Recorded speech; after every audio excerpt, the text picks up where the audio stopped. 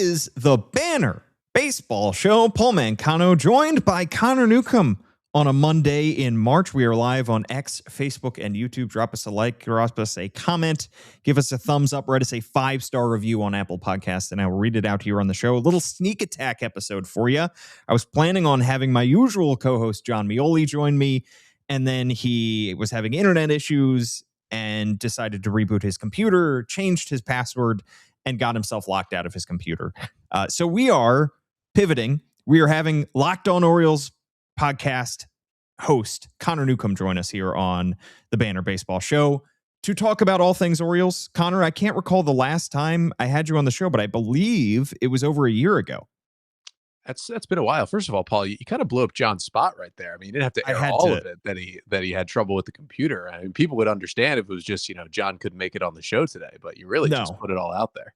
I had to break down the full thing because we were there. It was time to start the show.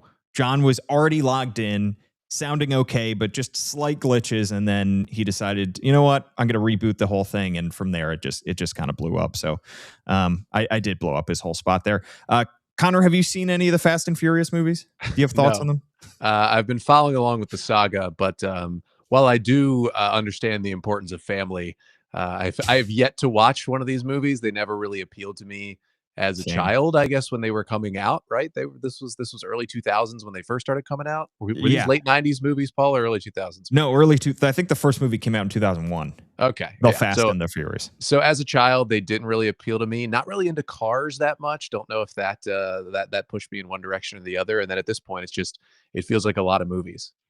It's a lot of movies that I've signed myself up for, and I'm behind now because I haven't seen the third one, Tokyo Drift. But don't worry, I'll have watched it before my next episode with John. No spoilers, no.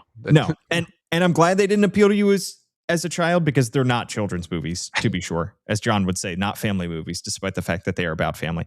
All right, Connor, I was just on your podcast the other day on Locked On Orioles. Now I'm having you on our podcast. We are 4 days away from the start of the Orioles regular season. They just played an exhibition game yesterday at Camden Yards. Got to see the new scoreboard, the new Pure Wager pavilion underneath the scoreboard, the new shoe that's out in left field. They're playing another exhibition game as we speak against the Washington Nationals. We're not going to talk about that. We are going to look ahead to the start of the regular season. But before we do that, Connor, we have to talk about the move that was made over the weekend.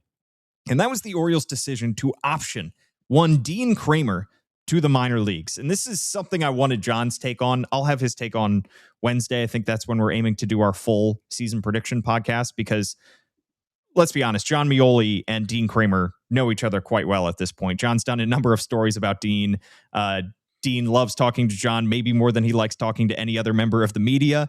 And so I wanted to get his thoughts, but I'll settle for yours instead, Connor. What was your initial reaction when you heard that the Orioles were optioning Dean Kremer to the minors?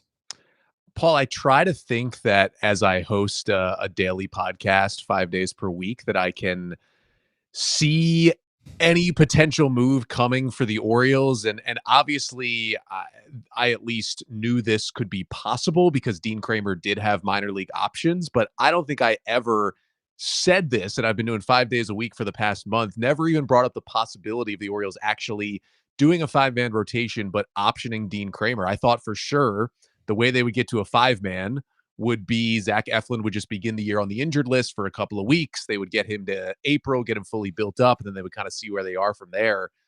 But it was shocking, feels a little strong. Maybe it was whatever the rung below shocking on the reaction ladder is that they sent Dean Kremer down to AAA. I mean, this is a guy who has made, since the beginning of 2022, 106 starts for the Orioles. That leads this franchise in the last 4 seasons. Second on that list is Kyle Bradish with 67. Dean Kremer has been a staple in this rotation. It's been a little up and down in his performance, but he's had a sub-4 ERA in that stretch. He hasn't been an ace, but he's been a reliable mid to back end starter.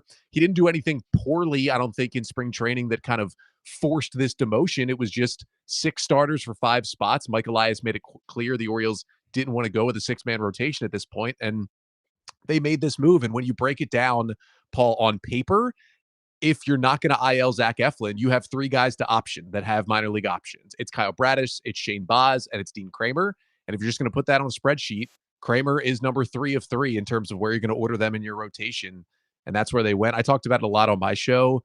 You got to look at it as more than a spreadsheet, because this is going to be a lot about a leader in your clubhouse going down to AAA. I think Andy had written in the banner, I didn't even know this, that Dean is now the MLBPA rep for the Orioles as well. And I think this is his first year there, because I think they've had somebody else there recently. It might have been Cedric Mullins.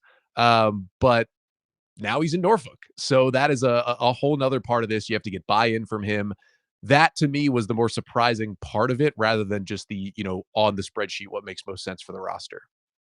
Yeah. And you've listened to enough podcasts of the Banner Baseball Show, Connor. What do you have to say when you mention the Banner, that you can subscribe $1 for 6 months? Yeah, it's $1 for 6 months. I'm not employed by the Banner, though. So unlike John, I don't think I have to know that. I just do know it because I've heard you do know it because I shove it down people's throats. Yeah, I mean, Mike Elias had to make a tough call here, and he ends up optioning Dean Kremer, somebody who predates him in the organization. I think looking at the Orioles 40-man roster, I'm pretty sure, and you can correct me if I'm wrong here, Ryan Mountcastle and Dean Kremer are the only 2 members of that 40-man roster who were in the organization before Mike Elias joined in November of 2018. I mean, Dean Kremer has been a part of the big league team now regularly for several years now.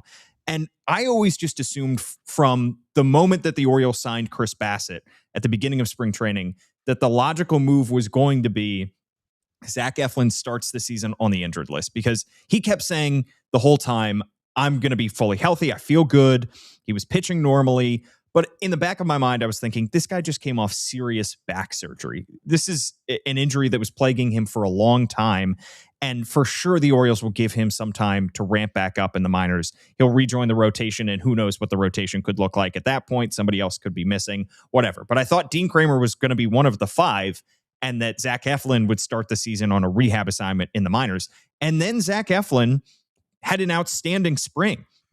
He did not allow a single run in his spring training action, and he checked all the boxes. And so as this was happening, then the conversation became, okay, do the Orioles really want to go with the 6-man rotation?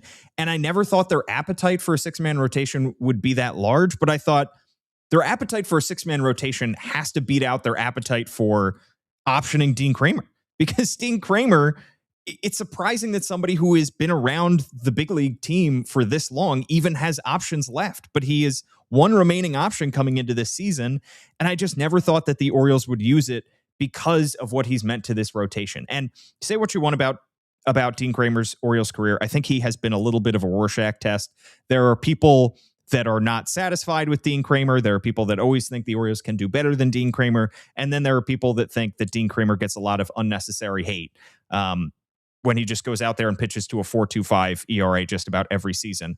But he has, you can't deny, been a steady presence on this team for the last several years. He is usually durable. He is usually healthy, and you know what you're going to get from him for the most part. So to see him option to the minors, to me, shows just how different this rotation is in 2026 and how many different pieces there are in this group than there were to start the season 2025, because now they're looking at a group that's headlined by Trevor Rogers and Kyle Bradish. Shane Baz, their big trade acquisition, is in the middle of that rotation. Chris Bassett signed to a 1-year deal, is their 4th starter. And then Zach Eflin is their 5th starter. Zach Eflin was the opening day starter last year. It was Zach Eflin, Charlie Morton, Dean Kremer, Tomoyuki Sugano, and Cade Povich. So their number 1 starter from last year becomes their number 5 starter, and they have 4 different guys ahead of him. So this is just, if you didn't think the Orioles got the ace that they needed, I completely understand, and I sympathize with you to a certain extent, but you can't deny that this rotation has almost been completely turned over.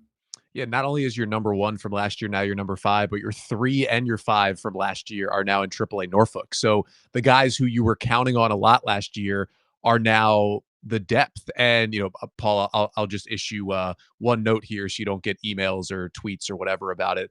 Felix Bautista and Keegan Aiken, also both in the Orioles organization. There we go. Okay. On the 40-man who were there before Mike Elias. Felix technically not on the 40-man right now because he's on the 60-day IL, but we know where he stands. Anyway, yeah. The Dean Kremer thing that's also interesting here about, you talk about just the state of the rotation of being so much better. I also think it's another indicator from Mike Elias in the front office this offseason that the Orioles are really, truly more than they've ever been under Elias in win now mode, are truly at this point where they cannot let what happened in 2025 happen again. And I think the biggest move of win now was the Orioles trading Grayson Rodriguez for Taylor Ward early in the offseason, giving up 4 years of team control of Rodriguez for one of Ward. There were a lot of other things that went into that, injuries for Grayson, and who's shocked out there that Grayson Rodriguez will begin the year on the injured list for the Angels. But that was very much a win now move. Pete Alonso is a win now move. They traded a bunch of prospects to get a big league starter in Shane Baz to win now.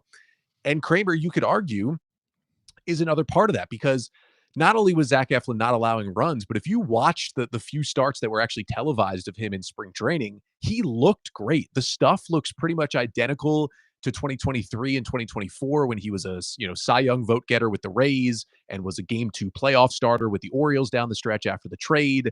He looks healthy. The back isn't hampering him. The arm angle is back where it needs to be. The velocities look good for Zach Eflin. He's locating everything. That curveball, which was incredible for him in Tampa in 2023, has the kind of same metrics, it looks like, for the first time since then, throwing it in spring training. He's got hitters off balance. And if you're the Orioles, you're saying, okay, maybe there was a way we could still argue that he's not fully built up and we could put him on the IL for 15 days. But maybe you wade into a territory of, could there be some sort of grievance against you if he's really not injured? But B, every game matters. And as the Orioles know from last year, the games in April matter a lot. It feels like September matters more. But if you're terrible in April and May, you're going to get your manager fired and dig a hole so big you're never going to be able to climb out of it and miss the playoffs, which is what the O's saw last year. Dean Kremer, I'm not saying he's going to be bad in April again, but the stats show it out. He's been really bad in March and April in his career, and then has been a 3.8 ERA guy from May on with a 6+ ERA earlier in the season. Comparing that to how good Zach Eflin is, the Orioles might be saying, hey, can we waste 2 Zach Eflin starts or 3 Zach Eflin starts in Norfolk when he looks this good? Because maybe the back starts to flare up on him again later in the season, and we'll realize, oh man, we only got 15 or 20 Zach Eflin starts. We wasted 3 of them in AAA. And if he looks this fine, maybe he's not going to throw 100 pitches. But if you can get 85 pitches in Game 5 from Zach Eflin looking as good as he has, you can make an argument that gives you a better chance to win that game that day than Dean Kremer would, especially the April version of Dean Kremer. And that probably played a lot into this decision too.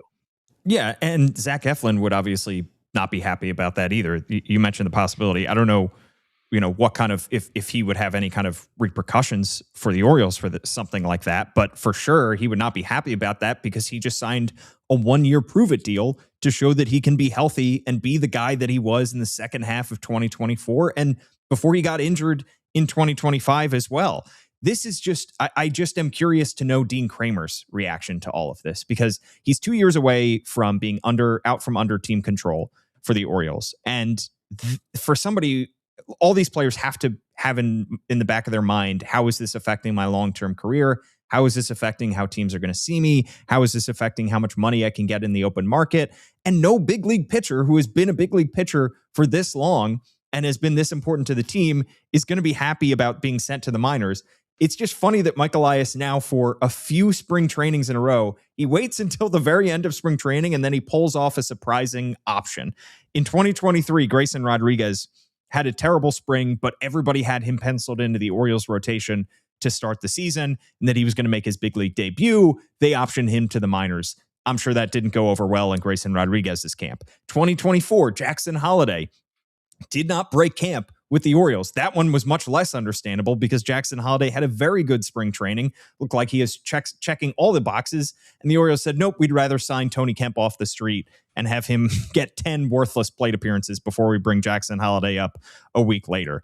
And then this time they optioned Dean Kremer to the minors. And I just can't imagine that Kremer is happy about that. Mike Elias did speak with the media the other day. He said Dean handled it like a professional. You would expect as much from somebody who has been around the block for a while.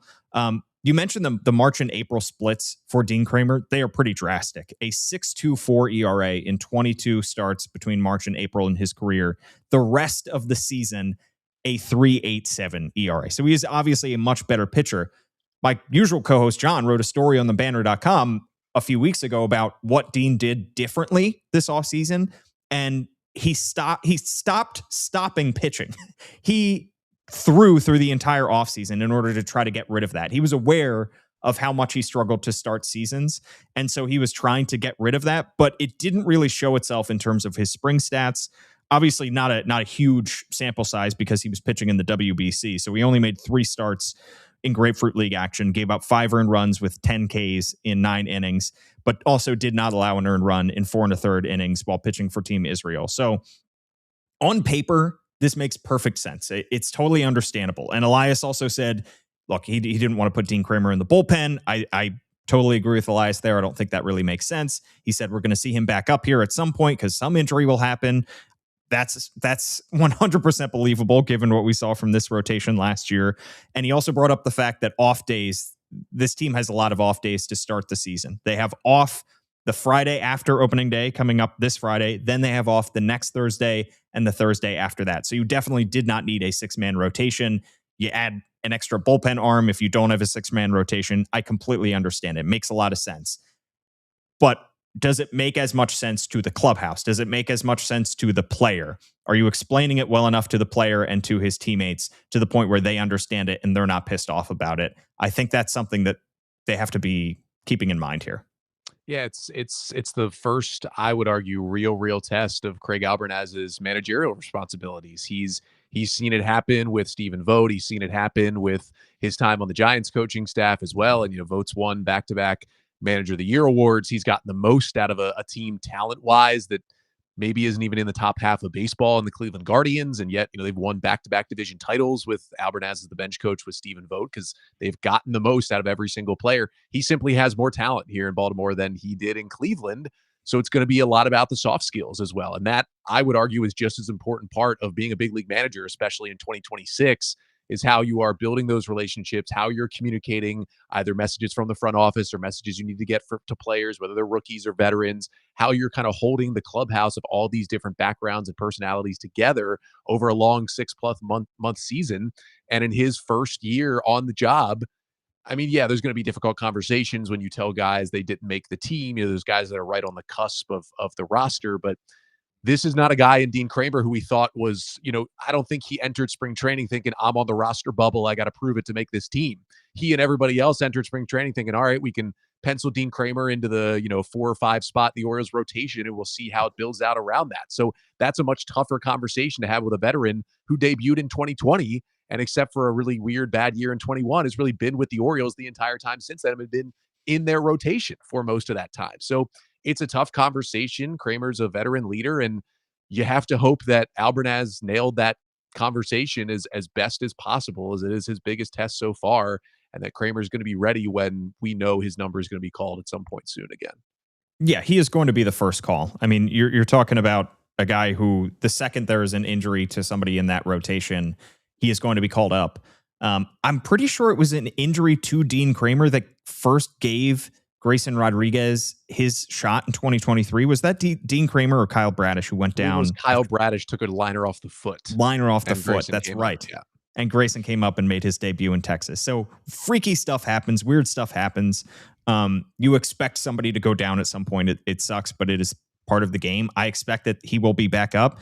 And Michael Elias didn't rule out the possibility that they could go to a 6-man rotation at some point. After they have those 3 off days, as mentioned, they go on a string where they don't have a whole lot of off days. So maybe that's a time when the Orioles could go back to a 6-man and get Dean Kremer back up here. But it is also important to note that the Norfolk Tide season starts a few days later than the Orioles season. So Dean Kremer, I'm not sure when his first start will be for the Tides, but I'm sure the Orioles will try to keep him on a regular pitching schedule. In the meantime, I think their opening day is the 29th or 27th.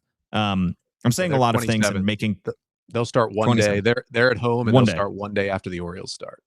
There we go. I'm saying a lot of things and making Connor fact check me. That's that's what I'm doing on this podcast. By the way, the Orioles, as we are live on Facebook, YouTube, and X, just won their game against the Washington Nationals. Woo! So 2-0. The Orioles finish out their exhibition slate with opening day coming on Thursday.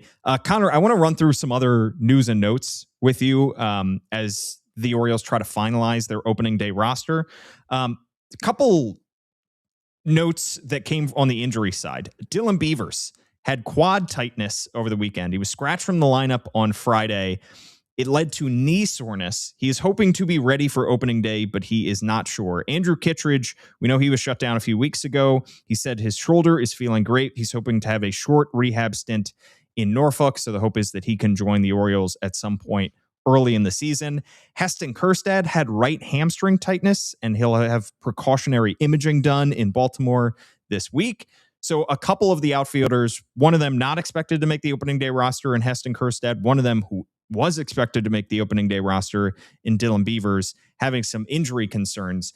Connor, I saw in that exhibition game against the Washington Nationals that Leody Taveras hit a home run in that game. So good to see that Leody Taveras is turning a pretty nice spring into a nice little exhibition slate. We know that he's going to make the opening day roster in part because of his ability to play center. Only other real true center fielder that the Orioles have on this roster is Colton Cowser, if you consider him a true center fielder. Leody Taveras might be called upon early and often if Dylan Beavers is not ready to join this team. Yeah, I mean, we'll see. I'm happier to be talking about Dylan Beavers than Zombievers, Paul, at this point. But that's another movie underrated that has to be talked about. Underrated film.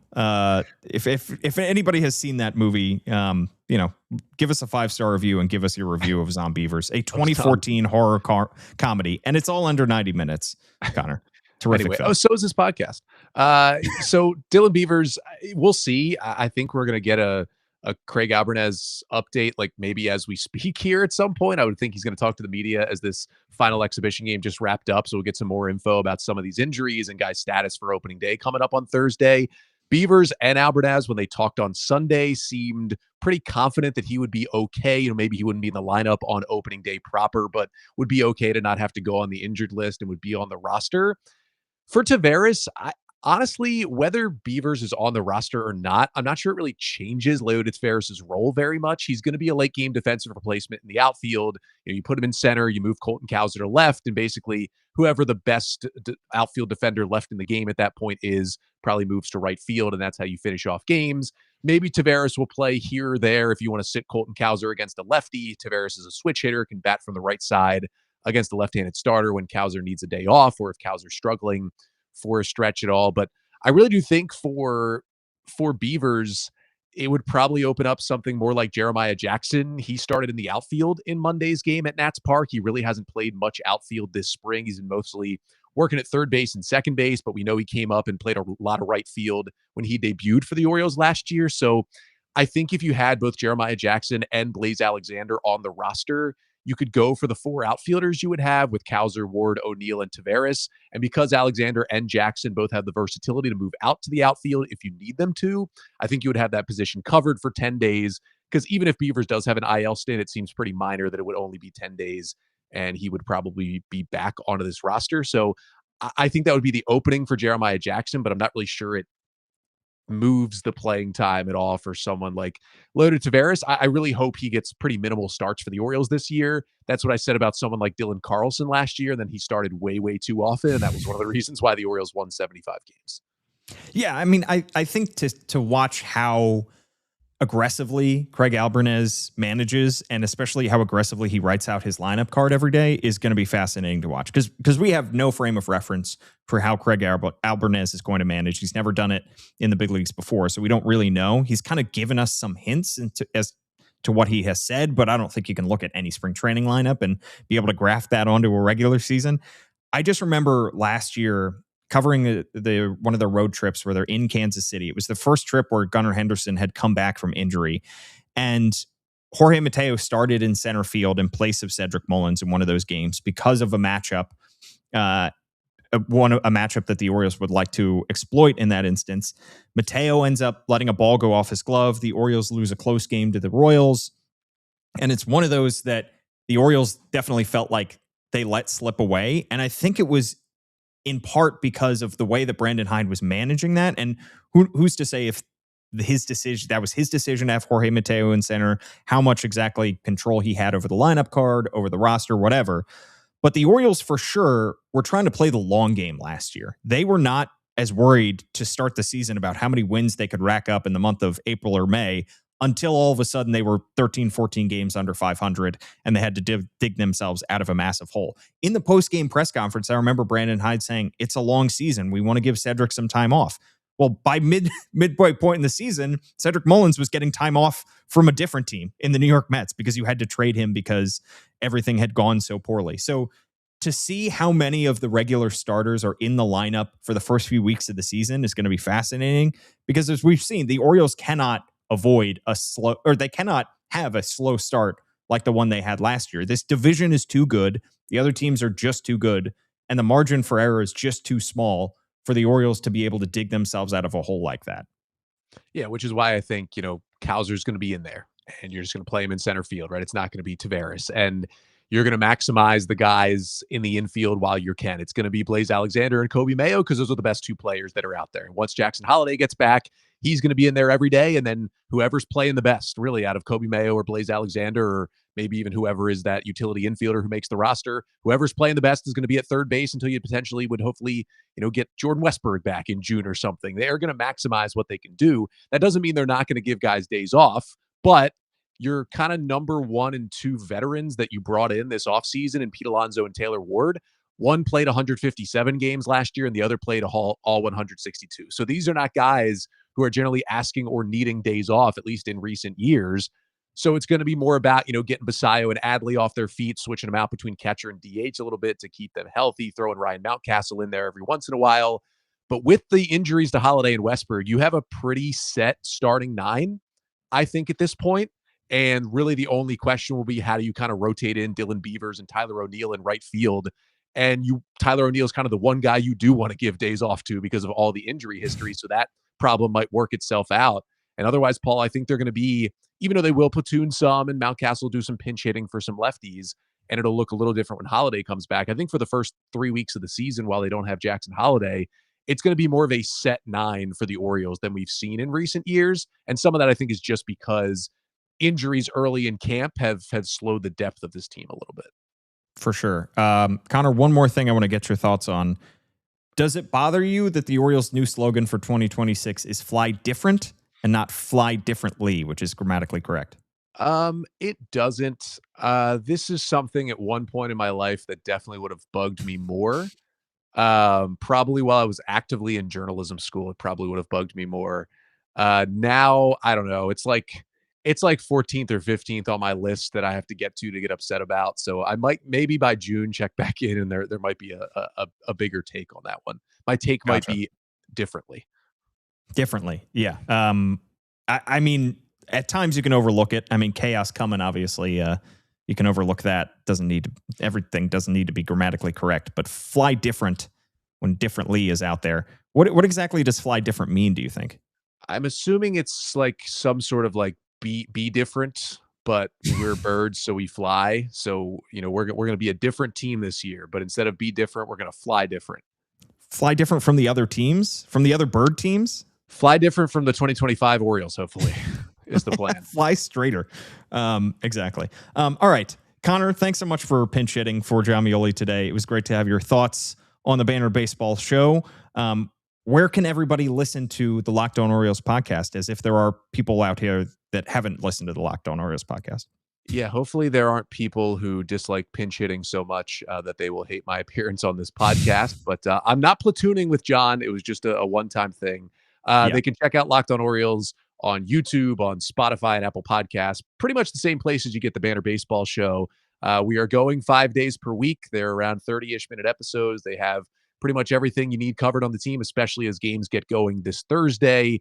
It'll be kind of the next day comes out a recap of the game and then any other news and notes and analysis that you may need to hear about the Orioles as a companion piece, potentially, after listening to the Banner Baseball Show.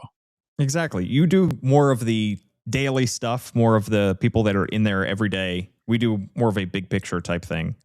They complement each other, I think you could say, Connor. Yeah. Exactly. He's a terrific host. I'm complimenting him as well with an I. Connor Newcomb joining us here on the Banner Baseball Show. Like, rate, review, subscribe. I'll have John back on Wednesday to preview the Orioles 2026 season.